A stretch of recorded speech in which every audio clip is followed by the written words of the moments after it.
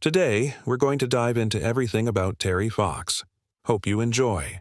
If you walk into any Canadian classroom, community center, or park, you'll likely see his face. A curly-haired young man with a fierce, unbreakable smile, leaning forward on a metal prosthetic leg. To the world, he is a monument.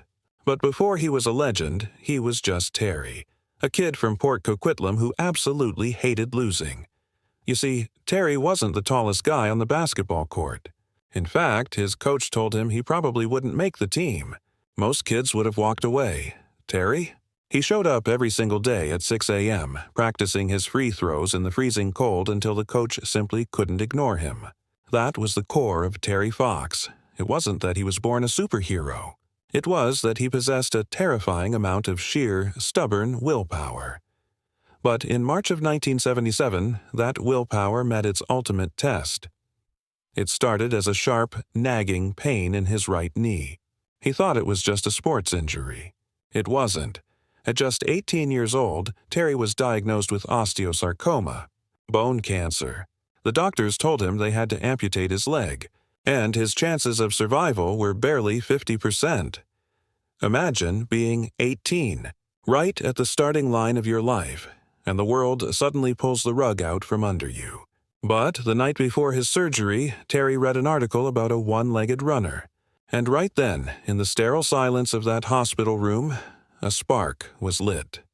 A wild, almost impossible dream began to take shape. The surgery was successful, but the real battle was just beginning. Terry spent months in the cancer ward, undergoing brutal chemotherapy sessions. He watched his hair fall out. He heard the agonizing cries of other patients. But more than his own pain, it was the children in that ward that broke his heart. Little kids, bald and fragile, facing a disease they couldn't possibly understand. Terry grew angry, not at his fate, but at how little the world seemed to care. There was barely any funding for cancer research back then. To the medical world, it was a losing battle. To Terry, that was unacceptable. He realized his life couldn't just be about surviving. It had to be about them. He decided he was going to run across Canada.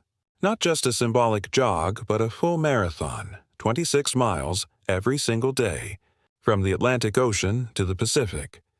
When he first told his mother, Betty, her reaction was what any loving mother's would be. "Terry, you're crazy. You'll kill yourself." But Terry looked her in the eye and said, "I thought you were the one who taught me never to give up."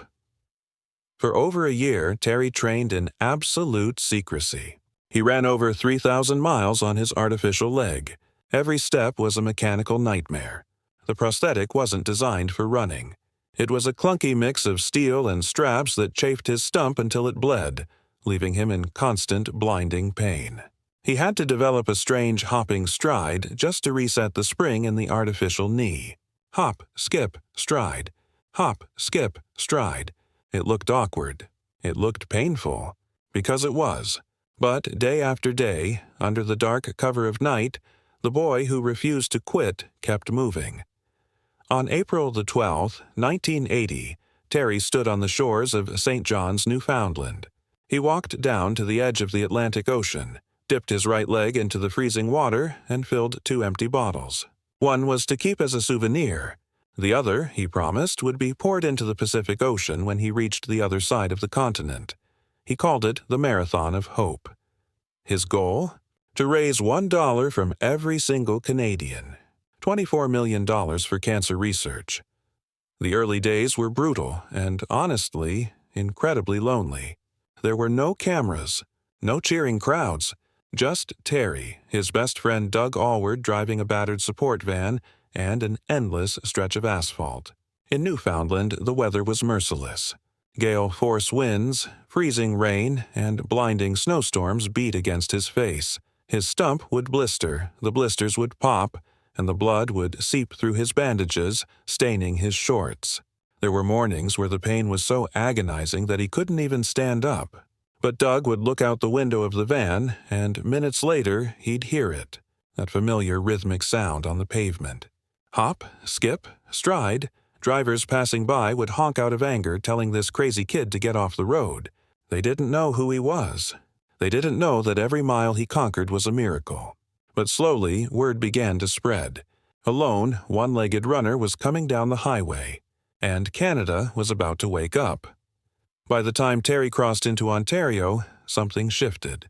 The whispers had turned into a roar. The media finally caught on, and suddenly the lonely highway wasn't so lonely anymore. When he entered Toronto, the city came to a complete standstill. Over 10,000 people crammed into Nathan Phillips Square just to catch a glimpse of him. People were crying, throwing money into the support van, running alongside him. Hardened factory workers, businessmen in suits, and most importantly, children with cancer, stood by the roadside, cheering his name. Terry had become a living, breathing symbol of hope. He wasn't just running for research anymore. He was carrying the grief, the prayers, and the dreams of an entire nation on his shoulders. But with fame came an unbelievable amount of pressure. Corporate sponsors wanted his face on billboards. Journalists crowded him at every rest stop, shoving microphones in his face while he was gasping for air. They asked him if he was tired, if he wanted to stop. Terry always gave the same answer. "If I go home, these kids in the hospital have nowhere to go. The running has to continue." But behind the scenes, his body was breaking down. He was coughing constantly. He was losing weight rapidly. His chest felt heavy, like a band of iron was tightening around his ribs. Yet, every morning at 4 a.m., he forced himself out of bed, because to Terry, stopping meant letting down everyone who believed in him. September 1st, 1980. Day 143, Thunder Bay, Ontario. Terry had run 3,339 miles. He was just past the halfway mark of his journey, but on this morning, the highway felt different. The air was thick, and every breath felt like inhaling shards of glass. A few miles into the run, Terry began to stumble. The rhythmic hop, skip, stride lost its beat. He was suffocating. He finally asked Doug to drive him to the local hospital. Hours later, Terry returned to the van to speak to the reporters who had been following him. He was sitting in the back, looking incredibly small with tears welling up in his eyes. The cancer was back. It had spread to both of his lungs. The marathon of hope was over. The nation wept. It felt like a collective gut punch to 24 million people. But even as he lay in a hospital bed, facing his own mortality, Terry's spirit remained untouched. In his final interview, he said, "If I don't make it, the marathon of hope must keep going." On June 28, 1981, just 1 month before his 23rd birthday, Terry Fox took his final breath. But here is the thing about Terry Fox. He never got to dip his leg into the Pacific Ocean. He never got to see the end of that highway. But he didn't lose, because the moment he stopped running, a whole nation stood up to run for him. Within months, his goal of $24 million was met. Today, the Terry Fox Foundation has raised over $850 million for cancer research. His stride has been replicated by millions of people in over 60 countries every single year. Terry Fox showed us that a hero isn't someone who never falls.